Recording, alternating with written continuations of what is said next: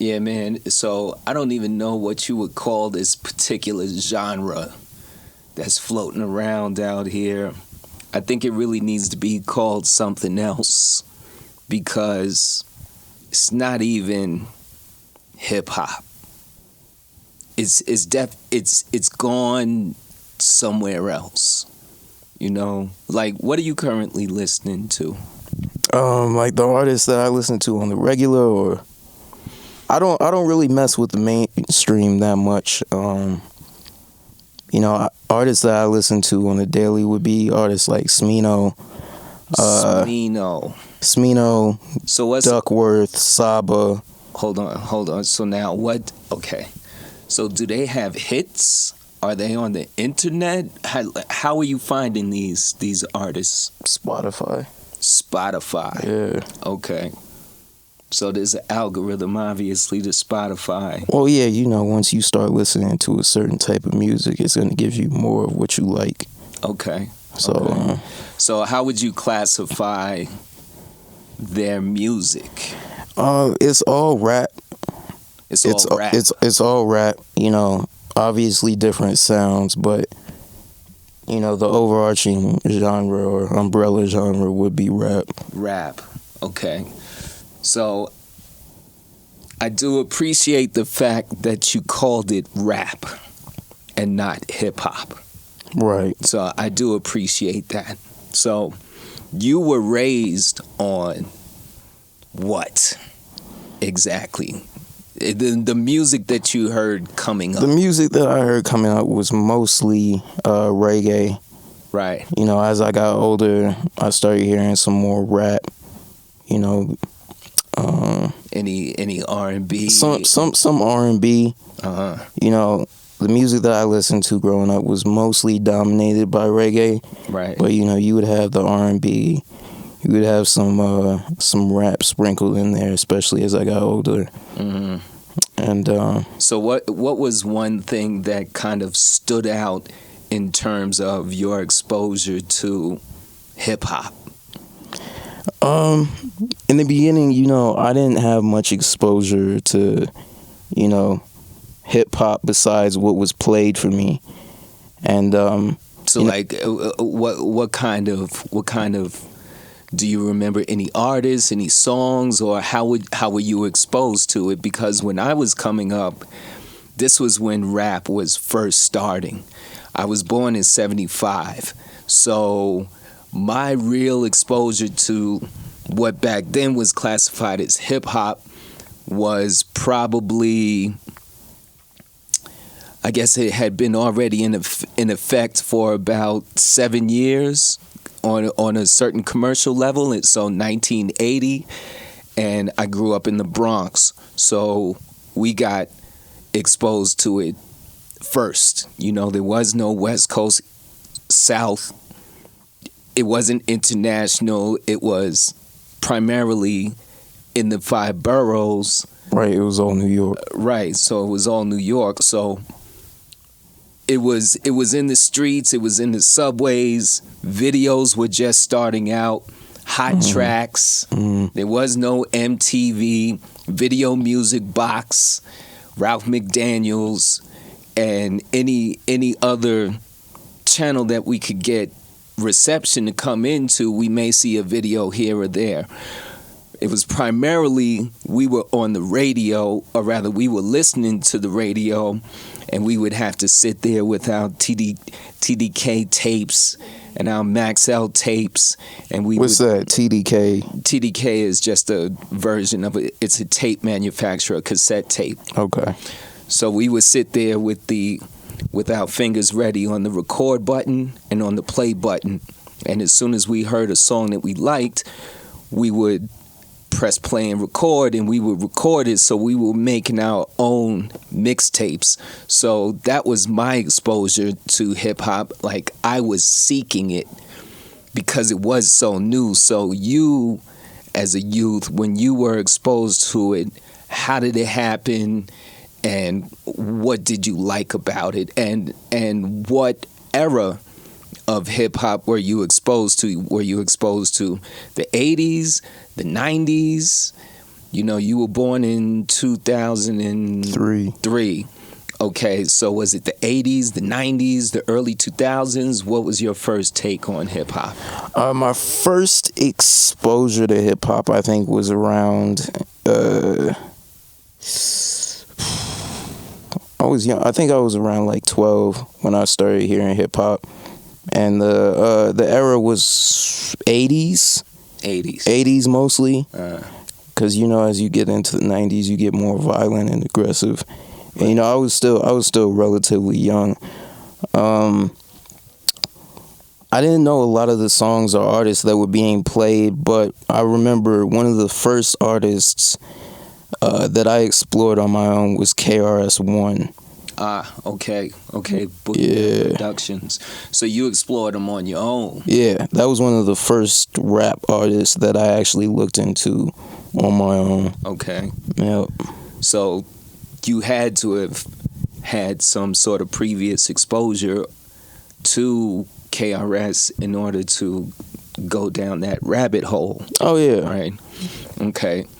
So are there any other artists from that era that stuck out? Not off the top of my head. You know, I know other artists would play. If I can interrupt for a second, I just want to let you know that you, sir, are on the Listen, Experience, Wisdom podcast,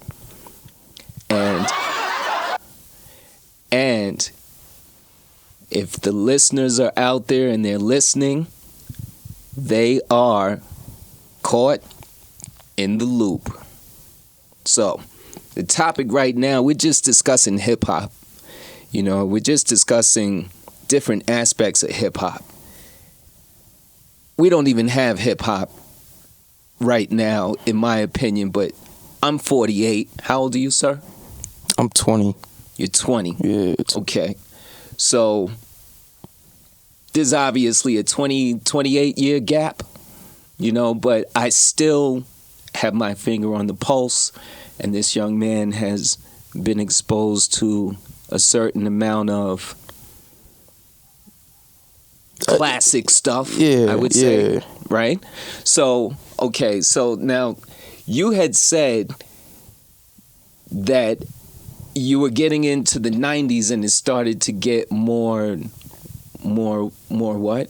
I said more violent. More violent. More aggressive. More aggressive. You know, 80s was like really upbeat. Mm-hmm. You know, everybody was excited. And then 90s, it gets more grunge.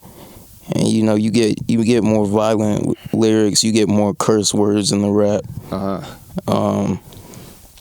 I didn't really mess with that era too much. After being exposed to the 80s, I kind of branched off on my own and looked into what current artists were doing. Mm-hmm. And kind of got into rap from there. Okay. So now, from the 80s to the 90s, you saw that there was a transition where it became more aggressive, more violent, just from your exposure. And somebody who lived it, that was definitely the case. I remember, you know, there's a debate. Was it Spoonie G? You know, with PSK. Excuse me, not Spoonie G. Schoolie D. Was it Spoonie G? Schoolie D? It was one of them dudes with PSK, and then you had G-Rap. You know, so there's a lot of debate out there with who was the father or the introduction to what they call gangster rap. But I know from my standpoint, what I saw was when Onyx came out with their album Back the Fuck Up, and the remix, and you know, Throw Your Guns in the Air, and the remix to that, they had the gun cocking back, and you heard the poof, you know, and they were letting off. That was my first exposure to something like that. And on the West Coast, it was obviously NWA, is what I saw as the first, because videos, you had Yo MTV Raps, you had Video Music Box, so these videos were really starting to get cross-played from West Coast to West Coast. So I definitely saw the transformation. So now, up until that point, we had this whole pro-black era, right, where you had X-Clan, you had Lakim Shabazz, you had a lot of songs about the black woman, you had Jungle Brothers, you had Tribe, you had, everybody was like one of the lyrics from this song called Buddy De La by Africa Bam, Baby Bam. He said, De La Soul on a roll, black medallions, no gold, because we all just used to rock these leather-backed Africa medallions, right, and gold wasn't really a thing, so that kind of encapsulated the era. Right? So, but what I started to see begin to happen is this genre called the conscious rapper started to emerge. Right. And so the reason why you started to have this conscious rapper emerge was because the music overall was becoming less quote unquote conscious. Well, you always have two sides to it. Yes. So, that's the duality. So now that came from it being co-opted by mainstream media and then pushing a certain agenda, right? So, but up until that point, everybody was kind of conscious, because the foundation of it was peace, unity, love, and having fun. Right. So, with that premise, how do you see, are there any what they call conscious rappers in your era? I wouldn't say, I can't think of a rapper that I would call necessarily a conscious rapper. I think the two sides to it now are lyrical and catchy. Lyrical and catchy. So it's not conscious and gangster, it's lyrical and catchy. And you have your lyrical rappers, like you'll have your J. Cole, yes, your Kendrick, right, your J.I.D., and then you'll have the other side, you'll have Gunna, Thugger, Lil Baby, Moneybagg Yo, and that's the other side of rap that's more, it's still the gangster side, but it's a different type of music. It's made to be catchy and trendy, and it's made for the radio. It's made, okay. So J. Cole and all these other dudes that you mentioned, but they get play on the radio. They get play too. Okay. But these other songs, they're made for a sound. Okay. You know what I'm saying? And what does that sound do to the listener? What is that sound supposed to evoke? Because I know for me, the boom bap era in New York, there was a bass line, you know what I'm saying? And when certain songs would come on, like you just instantly felt harder than you were. Right. Like you felt like Super Thug. You know what I'm saying? I know one that I used to hear some of the older heads, talk about was, and I was too young to go to the club when this dropped.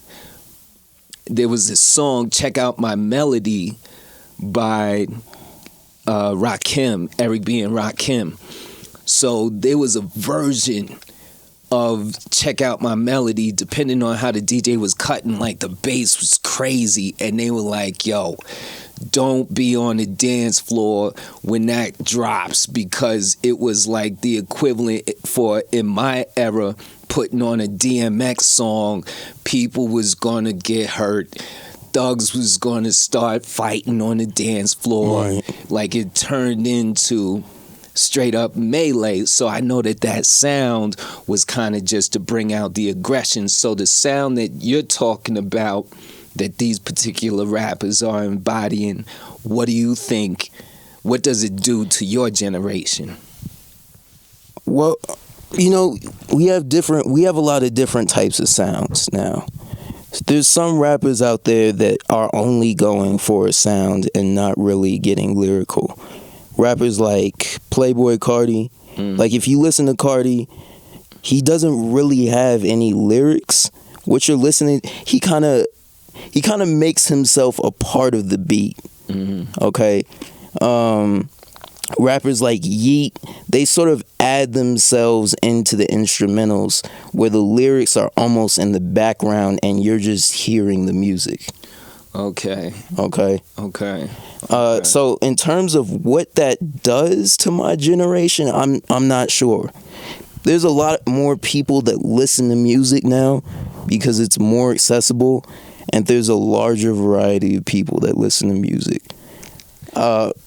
Your average person is listening to music now. Any given person is listening to rap music. Right. So what it's doing to them, I'm not sure.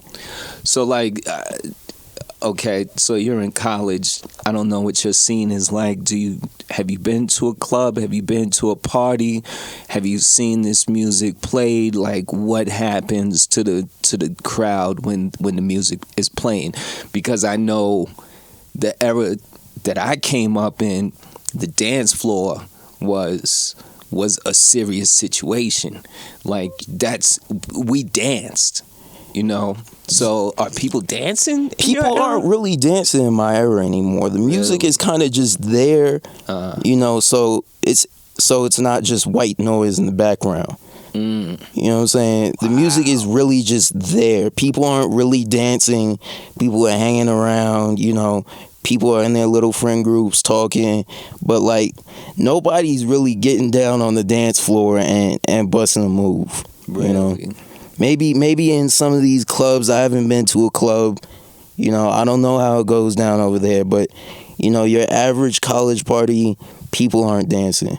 Really? So they're kind of just moving.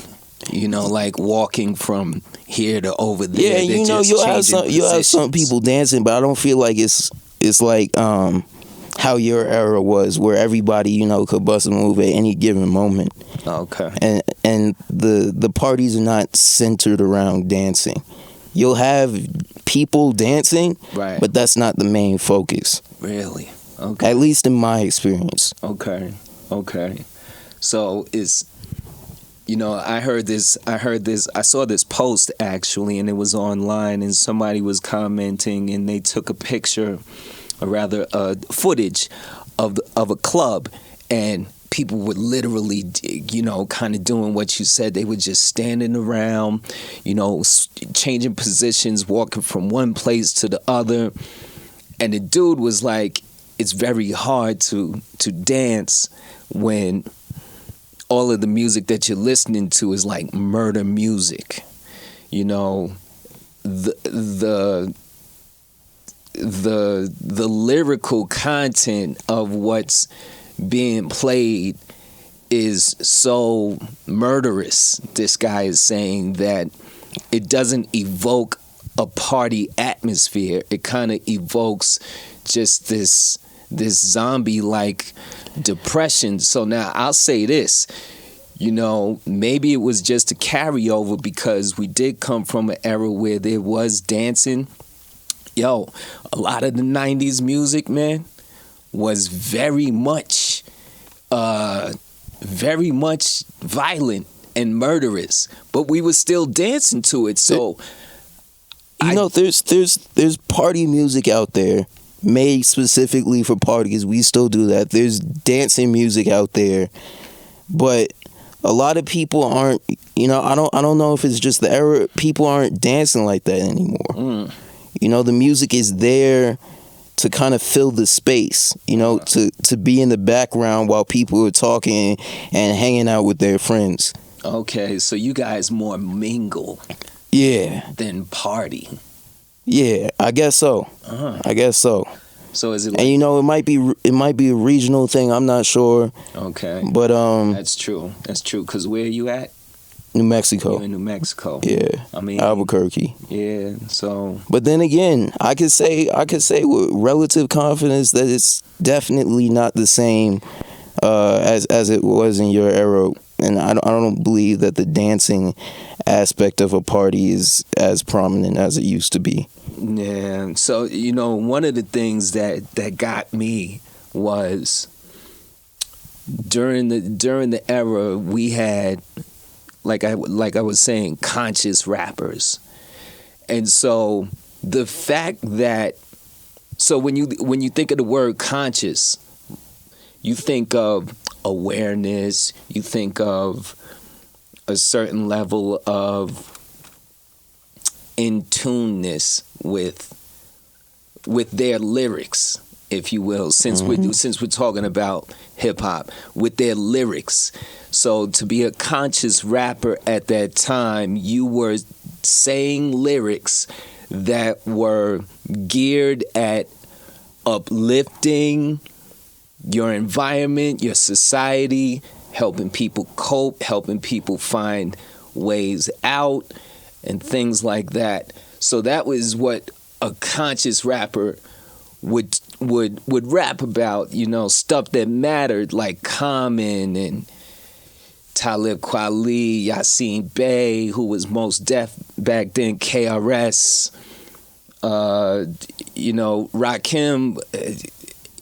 Rakim is so interesting because the times that he cursed on an album were very few and far between.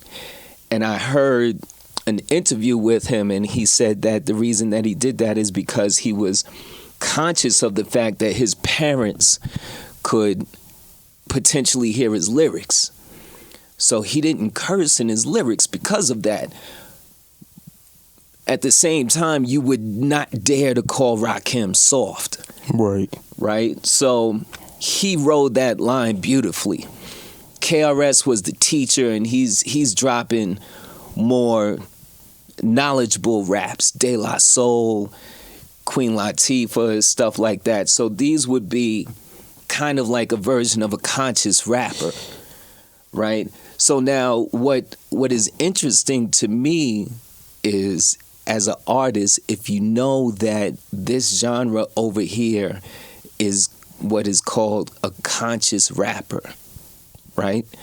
And you're not in that genre, or rather that subdivision of the genre, then you're a what? I think in my generation that genre of conscious rappers sort of lost. There might be conscious rappers out there. I don't know many of them. I know lyrical rappers, which, might kind of fall into that category on occasion. But conscious rappers, I don't feel like you see a lot of those today. They're kind of in the background if they do exist. They're not making it big like they were back in the day, because rappers like KRS-One and Rakim, those were big rappers. Yeah. You don't have big, famous, conscious rappers out there anymore, I don't think. So it's turned... That's interesting. So the classification is totally changed. So it's almost like, because I've heard J. Cole, I've heard Kendrick Lamar, and J.I.D., and their music is not murderous. They talk about the same themes. There's a certain amount of money flexing in the lyrics at times. It's not over the top. They seem a little bit more, in tune with putting words together for a certain purpose. But they don't seem like what you would call a conscious rapper. So the division, like you said, is lyrical versus non-lyrical. Right. Lyrical versus non-lyrical, lyrical versus trendy, lyrical versus, lyrical versus rappers who make music for a sound, for a certain sound. I don't feel like you have that conscious subdivision like you did back then. It's definitely not as prominent. If it does exist, there are few rappers that might be considered quote unquote conscious, but like who? Like who? I feel like a rapper that would be conscious, maybe a rapper like it's actually hard because you think about it. They're conscious in some of their songs, but then you listen to some of their other lyrics, and it's like, it's a different vibe. Kind of contradictory, right? Okay. Even with rappers like J. Cole and Kendrick Lamar, you're gonna have conscious lyrics in their songs, right? But you're also gonna have lyrics that might not seem so conscious. Okay, so now do you think that that's because they know that the majority of the fans out there still need a certain vibe in order for that artist to be liked? Because in my particular era, you had a legitimate fan base for 100% quote unquote conscious rappers, so they could talk about conscious subject matter and still pack the house when they go to perform. So you don't have that audience. That audience. So you have to. So they can hit it for a second, but they're like, oh, if I stay here too long, I'm gonna lose, the audience. So I got to come back and. It's probably the industry and the people that are listening to music nowadays. You don't want to sound too woke, because okay. that could sound. That could become like preachy. People don't want to listen to your music because they don't want to be told, what they're doing is wrong, how they're living is wrong. Okay. So you don't want to get into it too much because you won't have the level of audience that you could if you rap about a different topic. Okay, so now, let me ask you this, because during the era in which I came up, lyrical content was paramount. It was a necessity. People don't really care about that no more. Right. So I want to know, do you think that there is a direct correlation to the lyrical content and the fan base that can handle lyrics? Because to me, if you're too lyrical nowadays, you're not gonna get heard, right? People aren't gonna want to mess with you. Now, is there a correlation between how much people read now and their ability to tolerate lyrics versus, during my era, we read. And you could tell artists like Sean Price from Duck Down, Black Thought, you could tell that their wordplay, they read. Well, I can't really speak to the reading aspect, but I know that just based off the culture, social media, reels, shorts, TikTok, just based off the culture, people have a lot shorter attention spans nowadays, regardless of the reading aspect. So to sit there and absorb a lyrical masterpiece is not going to be appealing to a lot of people. The attention span. That's a good point, because we would take a tape and we would play the tape and we would hear a line, we would stop the tape, rewind the tape, play it again, decipher what the brother or the sister was saying, keep playing it. So in order to get through a side A to a tape, depending on who it is and how lyrical it is, it could take you a considerable amount of time, because we wanted to fully absorb and analyze 100% of what was being said. And we would take the CD, the artwork out of the CD, and we would read, and the shout outs to other crews, and we would see what songs were sampled. And so we spent time with this music, and we had a longer attention span. Yeah, people aren't getting that deep into music anymore. Not on a regular basis, because people nowadays are almost content not even knowing the lyrics to a song. I'm going to use Yeat again because he's a great example of this. If you listen to Yeat's music, a lot of the words he's saying, you're not going to be able to understand without looking up the lyrics. People will just listen to Yeat content with the sound of the music, having no idea what he's saying. Okay, so I mean, is he saying words? Like I don't know. He's saying words, but okay. You're not gonna understand a good majority of them just from listening to his music. Why? He's not enunciating? It's the auto-tune and it's the style of his music. Okay. So it's I can't say that it's an insult to the audience, because it's what they want, so if it's what they want, or what the industry is feeding them, and then most people just go along with what they're being fed on many levels. So it's like, well, this is what I have, so let me just learn to love it, instead of having to actually go and figure out some other type of music or some other type of artist that I do like, and figure out why I like them. I'm just going to take this because it's getting the most plays, and this is what everybody else is liking and talking about, so this is what I'm going to do. So I mean, there's always been a level of conformity, right? In the 90s, everybody in New York basically had the same dress code.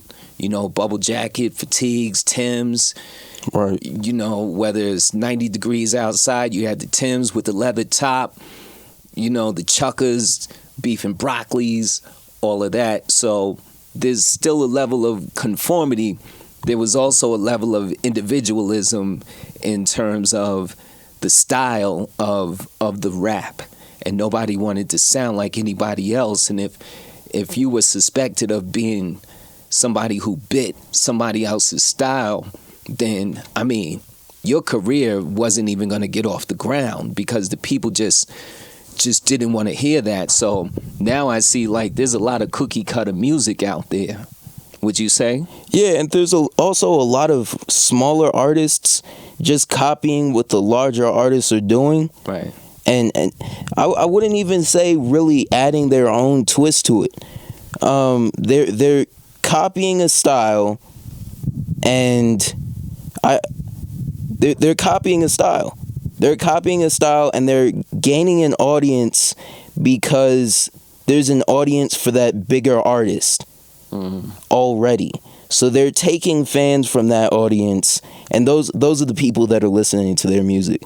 Because you'll have people who will copy a bigger artist almost to a T, and people will still listen to them for that slight variety that they provide to the genre. And this is okay to that bigger artist as being copied?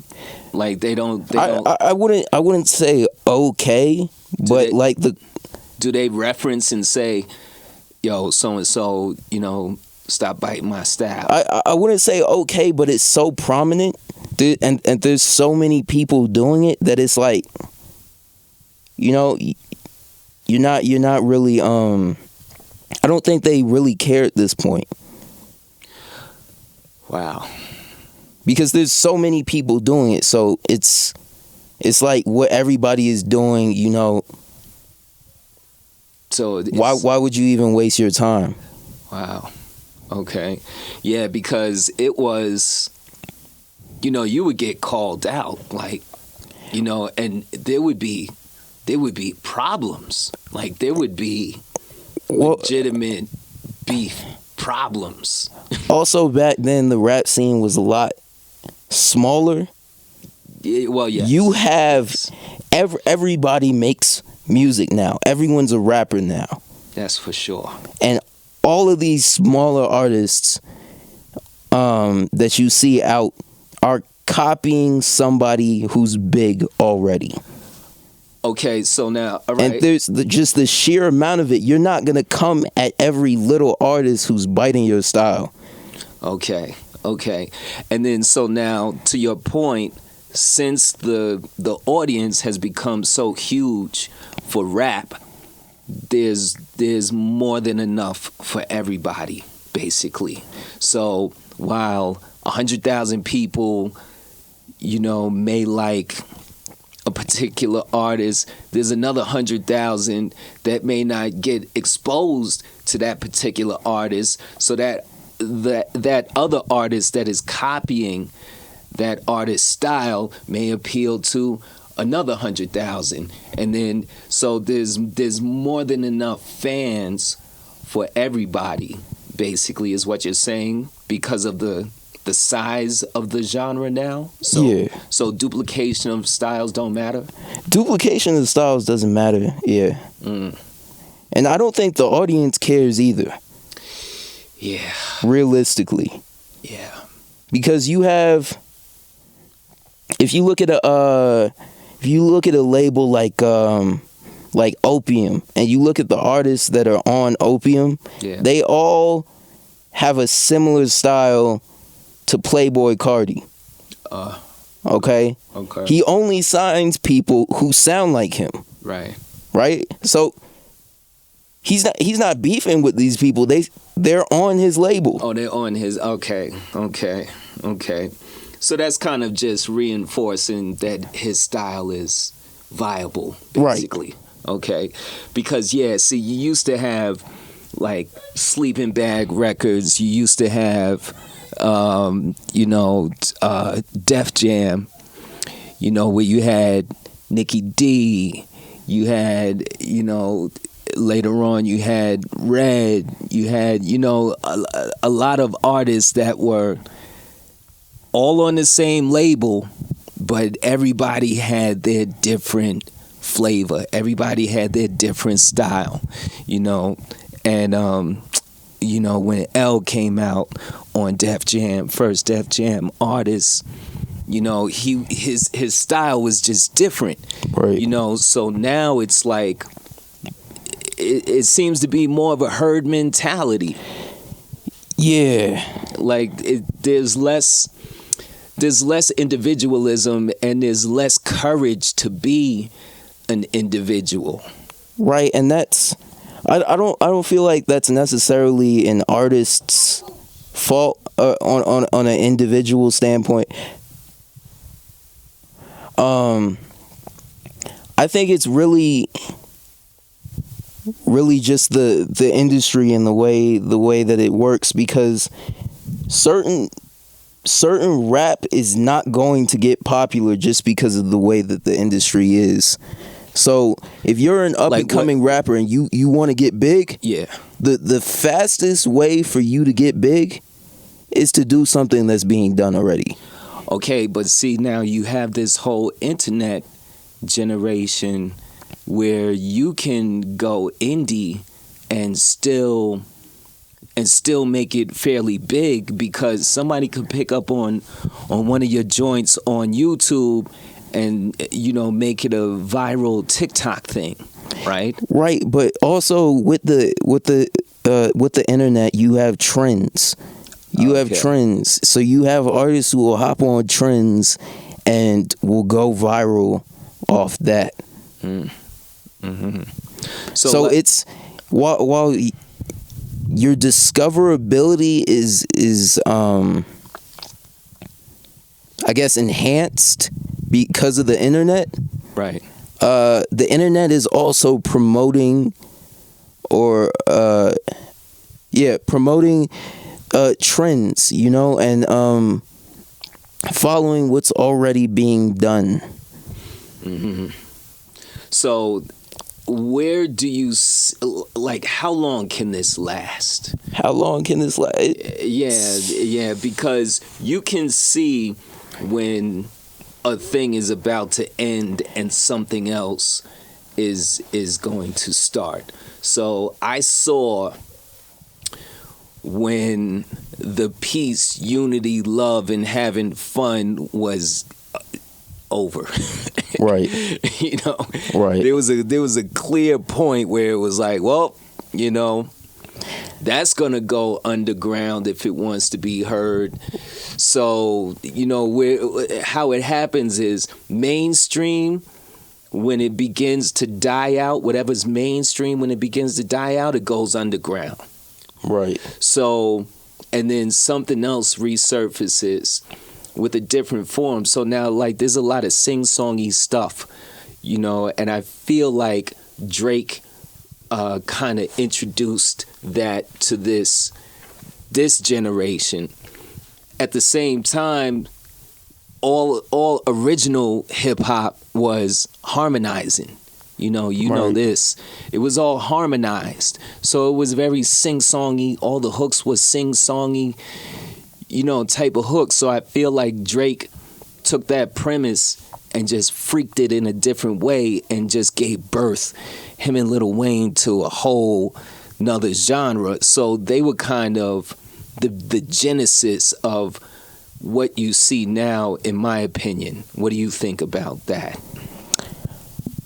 I don't see an end to the current industry. Not in sight. If it's gonna happen, I'm not seeing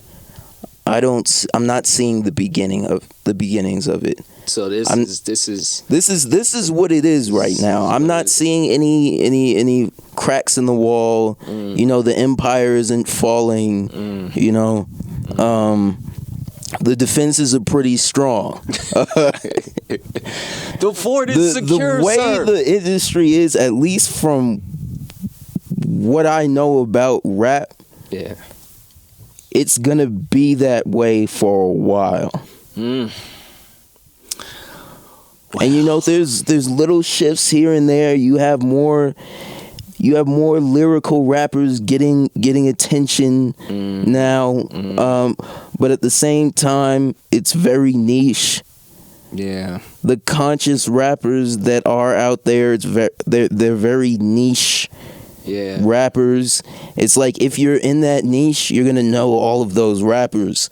But if you're not gonna know any of them. And a lot of people aren't in that niche, so you're not gonna hear about these rappers. Yeah, like, at all. You know, something that I thought was real crazy was that, you know, to recognize as an artist that you're not listed as a conscious rapper. You're the opposite. So then you're an unconscious rapper. And, you know, if you're unconscious, you're unaware, I feel like zombies are unconscious, right? They kind of just move based on instinct. You know, the lower chakras, the lower nature of like a human being is primarily unconscious. It's just survival mode. So if you're not conscious, you're an unconscious rapper and you're in survival mode. So if you're in survival mode, you're going to do things so that you can survive, even if that means that you have to play along with an agenda or a record label telling you that you have to put out a certain type of music because you're in survival mode. So because when I think about myself and I evaluate myself, and there's certain things that I just can't tolerate about myself, you know, being classified as, because I have a certain view of myself.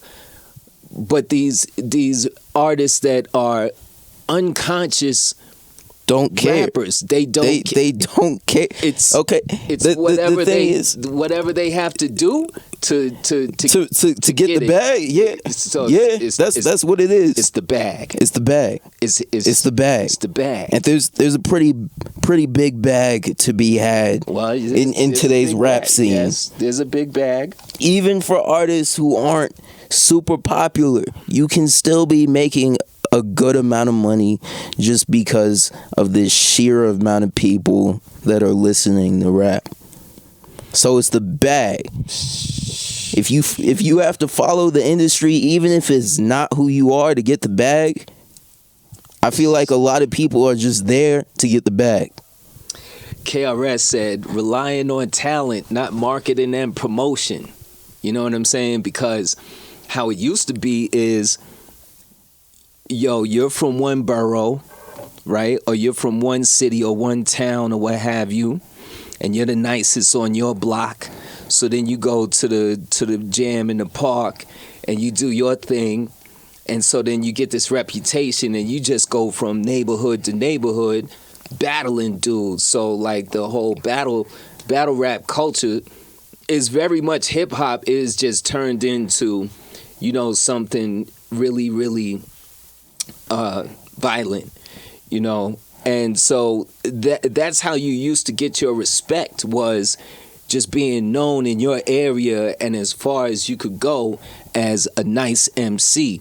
And it wasn't about the bag. You just really wanted to be able to walk through a hood and people be like, yo, that's so-and-so, or yo, that's so-and-so. So now it's like, I know there's rappers out there that don't care about the respect they get from the industry as long as they're making the money that they need to make. The bag.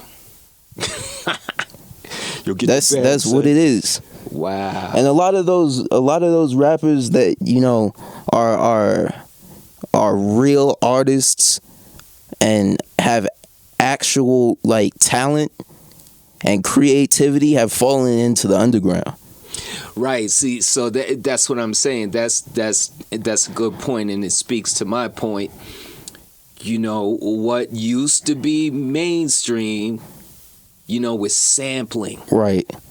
You know, we talked about sampling and how that would open up a whole nother genre of music to you, because you're like, yo, where did that sample come from? So now you're going through the discography of an artist that you never thought about checking, because so-and-so just used that sample in their song. So that's what it used to be. So now if you're doing anything on that level, you eventually figure out that, oh, you gotta take this underground in order to be appreciated. Yeah, really. So what is, in your opinion, the next phase of music? Now, and it doesn't even have to be hip hop or rap.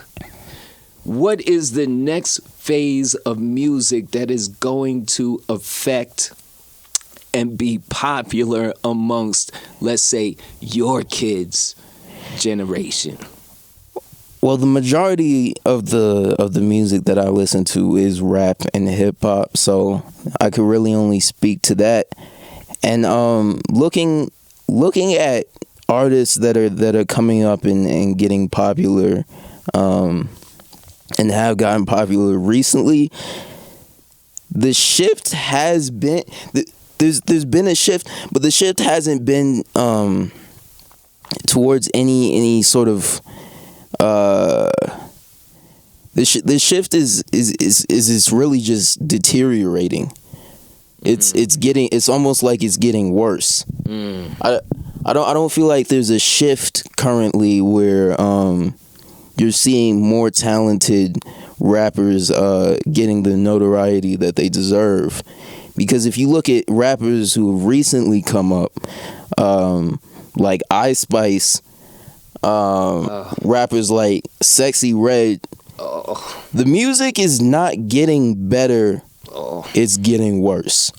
If you've ever heard a Sexy Red song, I haven't. It's some of the worst music to casually listen to that I have ever heard in my life. I am proud to say I have never heard a Sexy Red or Ice Spice. I know who they are.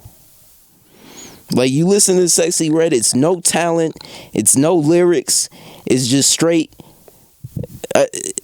it's straight trash. It's trash, man.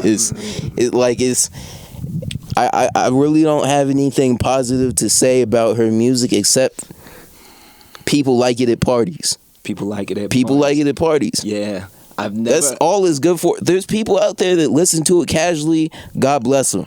But Sexy, there's nothing good. I can't say anything good about her music. I'm gonna tell you like this: if you held up a picture, I wouldn't know who she is, straight up, and I definitely wouldn't know the music. And it's not because of an age thing or you're hating or blah blah blah. Because I'm aware of a lot of the rappers that you referenced.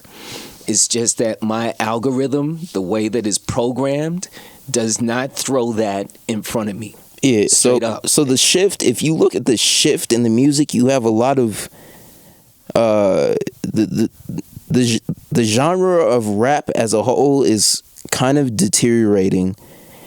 You've got a lot of female artists coming out now that are getting popular off of appearance. Okay. And so it's the look. It's definitely the look is definitely a part of it. The look is definitely a part of it. But the music is getting less intelligent, is getting more ratchet, is getting more unconscious. More unconscious, really. Like, you listen to a Sexy Red song, she's just saying things. She's saying things. It's not like you're listening to a Sexy Red song and you're like, that was a bar. That straight up, she's spitting right. She's spitting right now. Like, you're not listening to a Sexy Red song and running it back, and you're like, wait, did you? Yeah. And you're tapping your homie on the shoulder like, bro, did you just hear that? So I've done that with some J. Cole joints. J. Cole deserves his props. Right. J.I.D. deserves his props. I'm not gonna lie. Kendrick deserves his props. Yeah. There's other, more underground rappers with lyrics like Kenny Mason, like Saba, like Mavi. Mavi is actually probably a conscious rapper. Okay. But like I said, the conscious rappers are very niche at this point. But also, at the same time, it's possible for a conscious rapper to do quite well just due to the size of the audience. But in the mainstream, if you were to ask a random person who Mavi is, they're not gonna know. The chances of them knowing is pretty low. So now this is my prediction, and I want to thank you for your time once again. This is the Listen Experience Wisdom podcast that you're on, and you, the listener, are now caught in the loop. I'm going to give my prediction as to the future of music. Okay. I think lyrics are eventually going to go bye-bye. That's what it's looking like. That's what it's looking like. As a whole. Now, before that, you're going to have what I guess is Afrobeat, or, what's that song? What song? Calm down. Whatever that, what is that genre? It's like a Afrobeatish, pianos. I don't know. But all I know is that I hear that song all over the place, right? And I think it's really going to go there first, right? And then from there, you're going to have the rise of frequency music, right? Where, you know, because you got the lo-fi, right, and you got the chill genre on the instrumental level. But I think you're going to get into different hertz frequency music and otherworldly space type sounds. If you're in my age group or younger, let's say, go check out the movie Bill and Ted's Excellent Adventure. And these guys were supposedly the ones that are going to make what they call future music, and their music is the music of the future. Go check out that movie. That's the music that's going to be played in the next 50 years. It's going to be frequency based, and it's going to be visual, because with the AI and all of the different visuals that are possible, it's going to be a more immersive experience. So you're going to have the visual with different lights and different 3D images coming at you, but it's all virtual. And you're also going to have frequencies that do stuff to you, you know. So a certain frequency, you're going to probably leave the concert feeling like you just, you know, hit something, or, you know, drank something, or smoked something, because it's going to be touching different brain waves. I could see that happening in the future. I could see that as a possible outcome. But as we progress towards that state of music, I think in terms of rap, we're just going to continue to head downhill. Oh, yeah. In terms of the mainstream. It's got to crash and burn, baby. We're always going to have the underground for people who don't like what's going on in the mainstream. But in the mainstream, I feel like it's just going to keep going downhill. Sliding. I'm not seeing any improvements, any sign that it's going to get better, you know? There's no olive branch. It's going, because like you said, you know, the lyrical content is going bye, and now it's to the point where people could make a whole song of ad libs and have it be a hit. A bunch of that's yeet. Yeah, you know what I'm saying? That's so basically yeet. Like, God help us all. Yes. So, you know, I do want to thank you for your time. Yeah, of course. Any final thoughts? No, that's pretty much it for me. Yeah. I really appreciate this conversation. You seem like you got a good foundation for music, which may be why you don't necessarily gravitate towards the herd music. You know, you seem like you're a little bit more scrutinizing with your musical choices. Probably because of how I was introduced to music as a whole. Yeah, I feel like is the reason that I'm even able to have this outlook. Yeah, because if you started listening to music, you know, in the mainstream, you're not really going to be able to take a step back and look at it for what it is, because that's all you know. Yeah, so reggae music, you know, live instruments, a lot of harmonizing, a lot of singing. You know, was it just real quick, was it like roots reggae? Was it more culture? Old school roots reggae, and not just Bob Marley, but really niche old school reggae. Yeah, see, so that's gonna set you up for liking a certain tone, a certain rhythm. You're gonna like a certain melody, harmonizing. Right, and don't get me wrong, I will listen to some mainstream music here and there. I will listen to some Drake, but Drake's got some. Drake is on the low lyrical. On the low. I will listen to some Drake. I'll listen to some Lil Baby. You know, Lil Baby is when he's on the low lyrical. I will listen to some Lil Baby. Yeah. You know, I may listen to some other mainstream artists, but I feel like the ability to really look at the music for what it is important, regardless of whether you like it or not.